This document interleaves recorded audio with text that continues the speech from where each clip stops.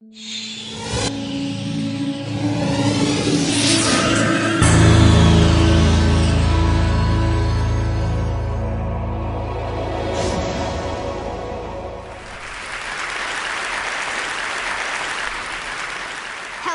my name is Birke Baehr, and I'm 11 years old.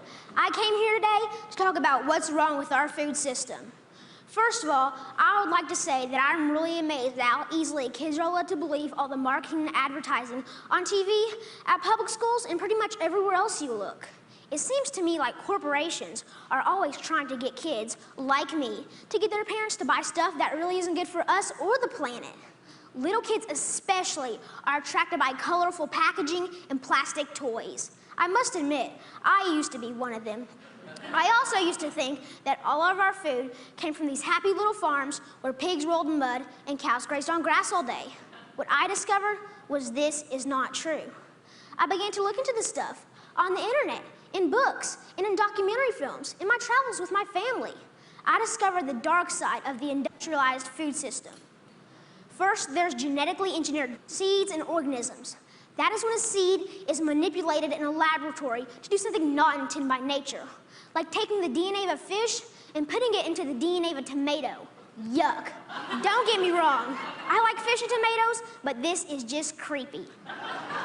The seeds are then planted, then grown. The food they produce have been proven to cause cancer and other problems in lab animals.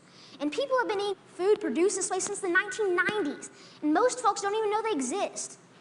Did you know rats that genetically engineered corn had developed signs of liver and kidney toxicity? These include kidney inflammation and lesions and decreased kidney weight. Yet almost all the corn we eat has been altered genetically in some way. And let me tell you, corn isn't everything. And don't even get me started on the confined animal feeding operations called CAFOs. Conventional farmers use chemical fertilizers made from fossil fuels that they mix with the dirt to make plants grow. They do this because they've stripped the soil from all nutrients from growing the same crop over and over again. Next, more harmful chemicals are sprayed on fruits and vegetables, like pesticides and herbicides, to kill weeds and bugs. When it rains, these chemicals seep into the ground or run off into our waterways, poisoning our water too. Then they irradiate our food, trying to make it last longer, so it can travel thousands of miles from where it's grown to the supermarkets. So I ask myself, how can I change? How can I change these things? This is what I found out. I discovered that there's a movement for a better way. Now, a while back, I wanted to be an NFL football player. I decided that I'd rather be an organic farmer instead. That way...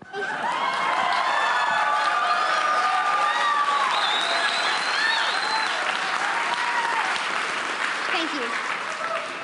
And that way, I can have a greater impact on the world.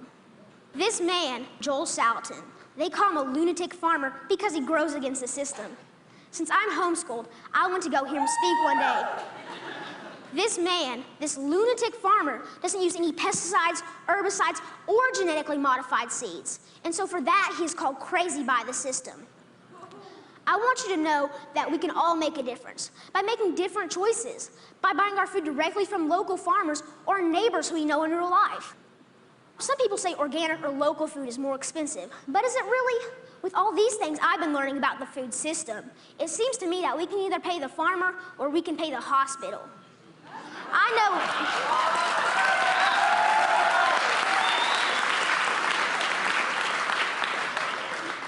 know definitely which one I would choose. I want you to know that there are farmers out there, like Bill Keener and Sequatchie Coast Farms in Tennessee, whose cows do eat grass and whose pigs do roll in the mud, just like I thought. Sometimes I go to Bill's farm and volunteer so I can see up close and personal where the meat I eat comes from. I want you to know that I believe kids will eat fresh vegetables and good food if they know more about it and where it really comes from. I want you to know that there are farmers markets in every community popping up. I want you to know that me and my brother and sister actually like eating baked kale chips. I try to share this everywhere I go. Not too long ago, my uncle said that he offered my 6-year-old cousin cereal. He asked if he wanted organic toasted O's or the sugar-coated flakes. You know, the one with the big striped cartoon character on the front. My little cousin told his dad that he would rather have the organic toasted O cereal because Birke said he shouldn't eat sparkly cereal. And that, my friends, is how we can make a difference, one kid at a time. So next time you're at the grocery store, think local. Choose organic, know your farmer, and know your food. Thank you.